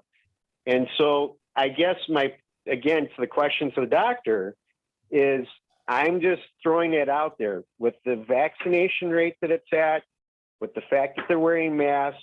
Why are so many people still going to the hospitals, and why are they getting sick like crazy? Now, Dave from Mequon, I hope you realize Dr. Harvey Kaye is not a medical doctor. Thank you. He is a doctorate earning PhD, but Harvey, take a crack at it, man. One could, okay, so let me give you, I don't know the answer, but I could tell you this. I'd be interested in knowing about the death rate in Israel during the last year and a half compared to other places. I'm asking questions. I don't have the answers, but I'd also be interested in knowing to what extent the West Bank, both settlers and Palestinians on the West Bank, what the percentage of vaccinated folks is. I'd also be interested in knowing what the Hasidic community in Israel, how they've responded to the question of vaccinations. I mean, there are lots of questions that I'd have to ask around that. So I don't actually have an answer that could explain it.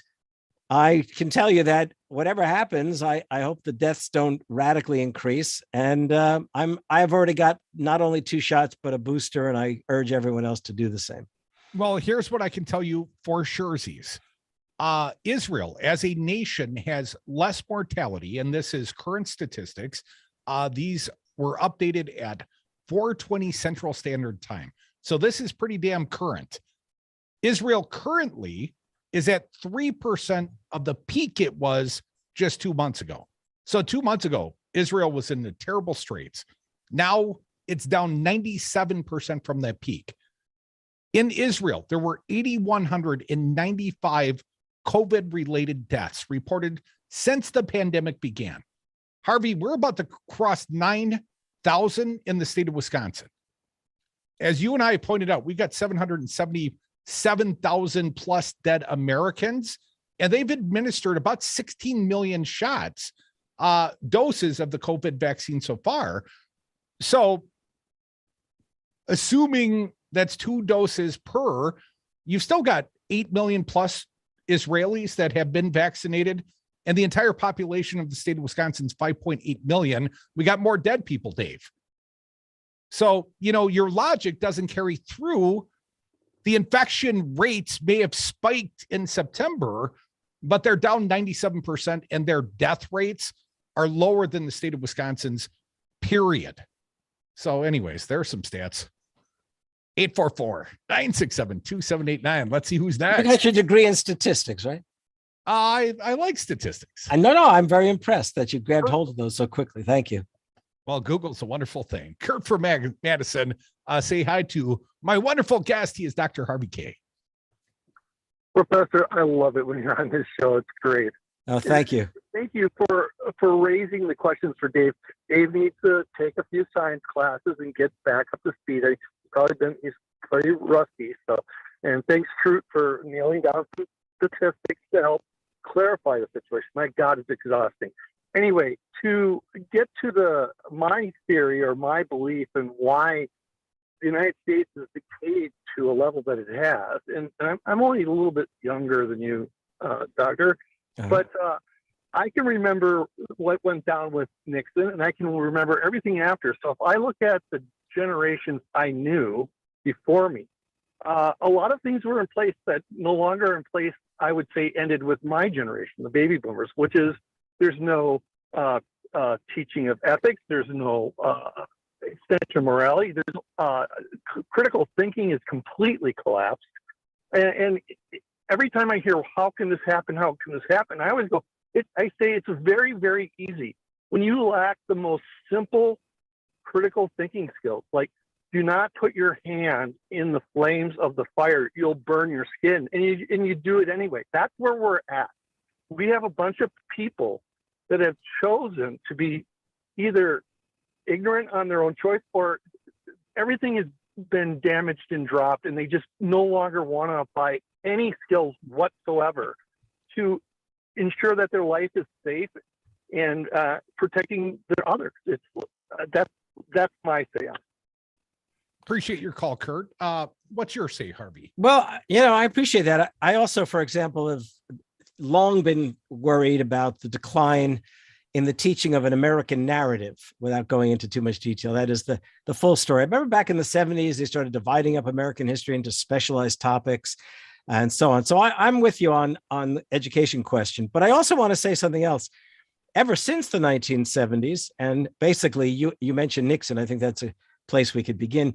All the way through the 1970s, various elite organizations, and they were quite open about it, really did declare war on a whole host of movements and groups. So, for example, Lewis Powell, who was a extremely prominent lawyer in Virginia, was appointed by Richard Nixon, or nominated, and then took the seat on the Supreme Court in 1971.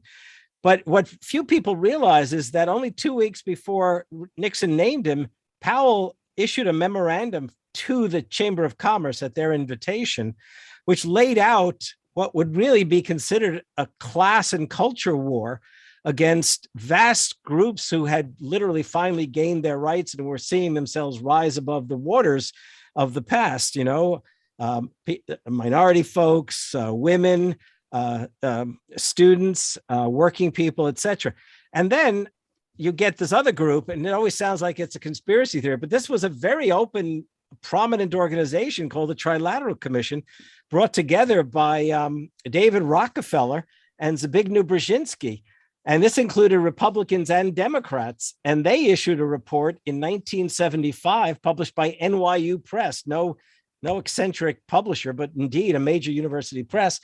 It was called The Crisis of Democracy. And in there, they called for literally reducing democracy in the United States because too many groups were getting agitated and demanding their rights and calling for expenditures to improve public health, to improve the lives of the poor.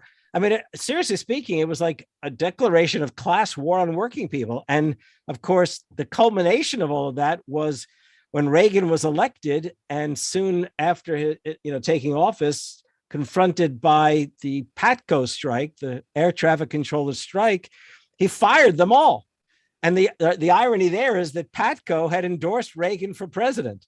And then he turned around and fired them all. I mean, that, by the way, was not the beginning of the war on labor. That was the culmination of a decade-long effort to go after labor. In fact, it used to be said the fastest growing enterprise in America in the 1970s were union-busting law firms. So if you're smashing labor unions, if you're stripping workers of their pensions, if you're creating two-tier wage structures, and then by the time you get to the 1980s and the Clinton administration, and Clinton was literally the foremost neoliberal going, okay? Don't forget, he basically signed into law NAFTA, failed to do anything truly about healthcare other than to have appointed his wife to head a private secret commission that went nowhere, and then later signed a bill that brought an end to the FDR bill of aid to families with dependent children. I mean, we've seen this war on working people, so you can imagine how devastated people's lives are, which has led to a sense that, we're sort of lost in the wilderness of politics. Harvey, you are the historian. I look for statistical anomalies. A couple of thoughts quickly about the statistics brought up by Dave, conservative Dave from Mequon. And Dave always seeks the statistical anomaly. Let me see if I can make a case with this little isolated incident or circumstance. But he talked about the high vaccination rate of the Israelis. There is a population in Israel of about 9.2 million, and they've had about 8,000 COVID deaths. Now, here in the state of Wisconsin, as mentioned, 5.8 million, and we've had nearly 9,000 COVID deaths. But to use a national example, the country of Greece, an approximate 10 million country population, similar in size to Israel, the closest population, I believe, they've got over 18,000 COVID deaths. So while you can look at a spike and you can say, see, it doesn't work, the vaccines aren't working. Well, the vaccine's promise is not to keep you from ever catching something. The vaccine's promise is you probably aren't going to die from it. But, that's a statistical anomaly. You have to look at the entirety of the work. He's a smart man. He is Dr. Harvey Kaye. He'll continue taking your calls on the other side. Come back. More Devils. 844-967-2789.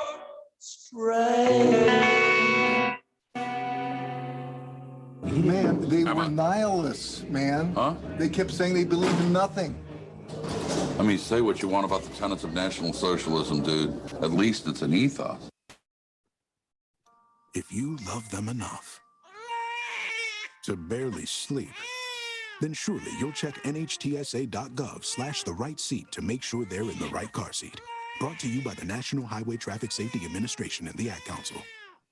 600,000 Wisconsin families are receiving checks to help take care of their kids thanks to the expanded child tax credit passed by Joe Biden and congressional Democrats. Ron Johnson voted against these checks for Wisconsin families despite voting for a 2017 tax break that put more money into the pockets of millionaires like himself. It's time to vote Ron Johnson out of office. MoveOn.org political action, paid for and is responsible for the content of this advertising. Poll.moveon.org, not authorized by any candidate or candidates committee. Spruce up your home with non-toxic vegan candles from Wisco Home Goods. I'm Don, one of the owners of this family-owned Midwestern business in Madison, Wisconsin. Our candles are 100% sustainable and come in a variety of unique blends and scents that make a perfect holiday gift. Plus, at Wisco Home Goods, we believe in giving back. With our Do Good, Smell Good campaign, a portion of the proceeds go to local charities. So support a Midwestern company that supports our local communities. Order now at wiscohomegoods.com. 19, brought to you by CDC and the Ad Council. Feeling increasingly lonely right now? You're not alone. Try joining a virtual book club or scheduling an online coffee break with coworkers to connect. Find more self-care and coping tips at coping-19.org. Our friend Scott Russ. Johnson's going to have this hearing next week. The way in which he has misused and abused his office in order to try and further these crackpot theories he had 2 anti-vaxxer hearings. I don't understand what the point of that is. It's one thing to be like, all right, if you're a Republican, you're like, I'll just try and forget that Trump said we might be able to inject ourselves with bleach to solve this COVID problem. But why would you so revel in your own crapulence that you would actually have several hearings in the United States Senate? Listen to Devil's Advocates live weekdays from 2 to 5 p.m.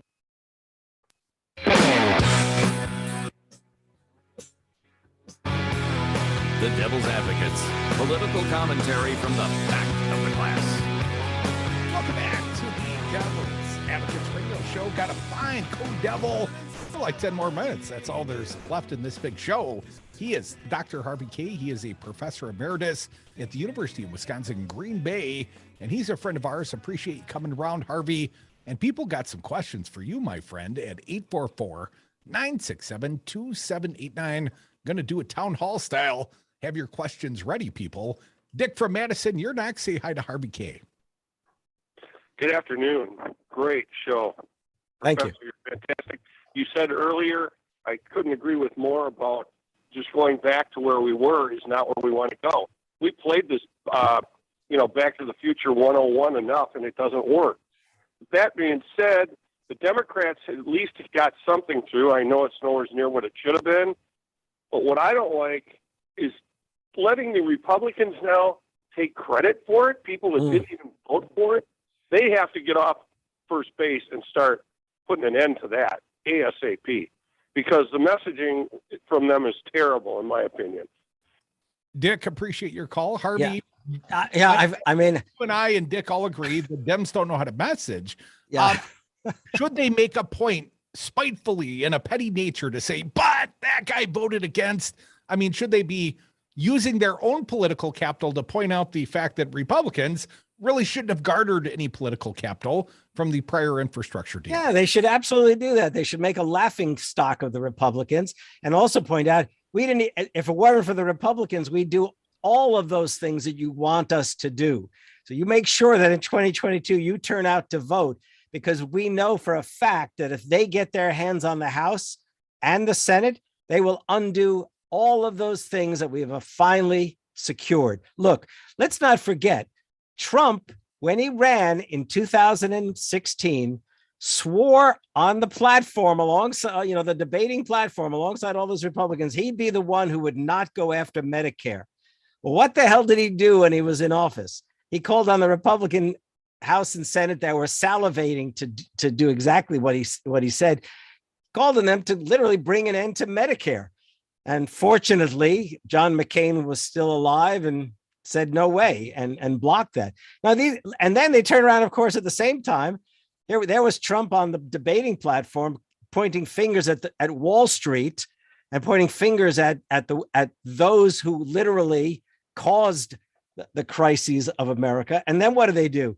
They literally pass, the trillionaires tax relief, that Ron Johnson has so successfully made all the more money off of. And, the Republicans, what do they want?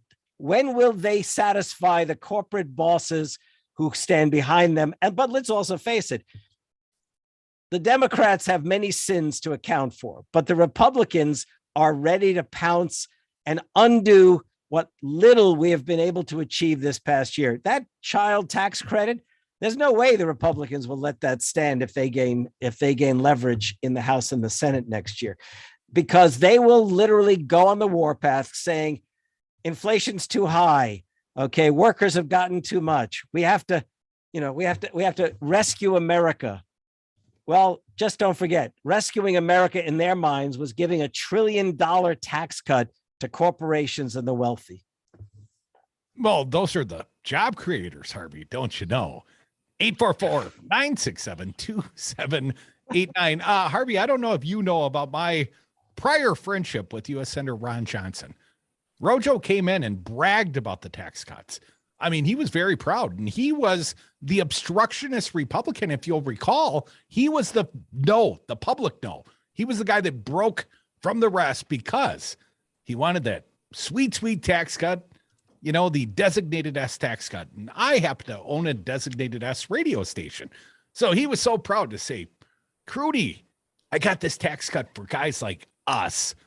Now, the fact that he owned a designated S and he benefited from the very tax policy he pushed forth didn't seem in conflict to him one iota. But above and beyond that, Harvey, we soon learned that a couple of other designated S corps in the state of Wisconsin, 2 families own them. Let's call them the Widow Hendricks and the U-Lines. Those 2 families gave Ron over $20 million in a single year in contributions, and they received a tax cut in a single year. Those 2 families, $215 million in one tax year. 2 families. Yeah, I want to explain to everyone. Everyone always asks. Yeah, people always ask, and I don't want to take up the remaining time, but people always ask, how can it be that working people vote against their own interests? Why are they so willing to afford billionaires tax breaks? Here's the deal. Back in the 70s and ever since, working people have not seen a rise in their standard of living for the past 50 years. So here's the point. If you can't vote for a wage increase, then you vote for a tax decrease, even if the rich will get far more and be able to give big donations to politicians. Your first concern is to make sure you have money that you can spend for yourself and your family and their needs. We should take this up someday. I'll explain it in further depth. Okay. Is that the 2 Santa Claus theories? The Republicans decided their form of Santa Claus-ism is effectively giving tax cuts, whether they're merited or not. Yeah, right. Because working people will always, in these last 50 years, say yes to tax cuts, believing they'll get a bit more in their pockets. They say, look, the rich get richer anyhow. What are we going to do? But don't forget, the Democrats went along with it over and over again in the past. And we've got a lot to make up for. Rich get richer, poor have babies. Mark from the SAC, say hi to my pal Harvey Kaye. Hey, Harvey Kaye. You probably know this quote. It's pulled out of a Kennedy speech. But if by a liberal they mean someone who looks ahead and not behind, someone who welcomes new ideas without rigid reactions, someone who cares about the welfare of the people, their health, their housing, their schools, their jobs, their civil rights, and their civil liberties. Someone who believes we can break through the stalemate suspicions that grip us in our policies abroad. If that is what they mean by a liberal, then I'm proud to be a liberal. And that's what the Democrats need to start saying. And they need to pull stuff out of Eisenhower's Cross of Iron speech, because Republicans formerly believed in, or some Republicans formerly believed in what Eisenhower put forth, and actually protecting unions rather than trying to bust them. Hey, real quick, Harvey, is progressivism still alive in this country we live in? It is. The question is whether or not the Democrats as a party will embrace progressivism. Because the word liberalism, that was taken from us and turned into a naughty word. Yes. Appreciate Yes. Harvey Kaye. Thank you so much for joining us. Appreciate our prior guest, comedian Mona Shaikh. Thank you all for listening to the Devil's Advocates Radio Show. Now stick around. I got a good friend next. He is Earl Ingram, the Earl Ingram Show, the Native Roots Radio with Wendy and Robert Pilot. And then Tuesday nights, Educated Educators Talking Education, Busted Pencils with Dr. Tim Slecker. It is a world-class lineup we got right here on Devil Radio. Harvey, thanks for being a part of it today. We'll talk. Thank you, my friend.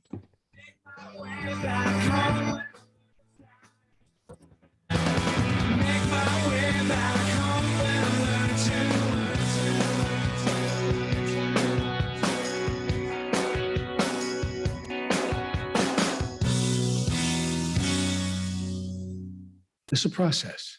It's a process. We'll get it done. It's over. Nothing matters.